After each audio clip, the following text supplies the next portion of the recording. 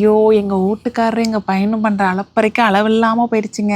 வெள்ல செக்கப் போனோம். ஒரே டைம்ல நரம்புல வந்து குத்தி பிளட் எடுத்துட்டாங்களாம். நமக்கு இத்தன தடவ குத்தியும் பிளட் வரலையா? நீ ஒழுங்கா சாப்பிட மாட்டேங்கிற, தூங்க மாட்டேங்கிற, எக்சர்சைஸ் பண்ண மாட்டேங்கிற. அதனால தான் உனக்கு நரம்பு தள்ளின்னு அப்படியே அடுக்கிக்கிட்டே போறாங்க.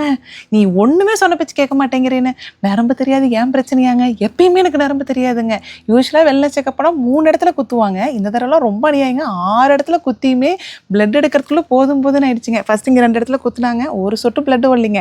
சரின்ட்டு இங்க குத்துனாங்க. லைட்டா பிளட் வந்து நின்னு போச்சு. அதுக்கப்புறம் சுத்தமா வரல. சரி இங்கே ட்ரை பண்ணுறது இங்கேயும் ட்ரை பண்ணாங்க. இங்கே ட்ரை பண்ணால் இங்கேயுமே பிளட்டு வரலிங்க.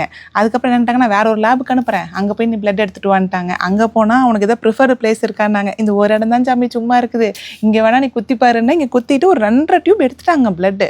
அதுக்கப்புறம் பிளட்டு நின்று போச்சுன்னு கையை வச்சு நசுக்கு நசுக்கி ஊசி நல்லா இன்செர்ட் பண்ணாங்க பாருங்க. வலி உயிர் போயிடுச்சுங்க.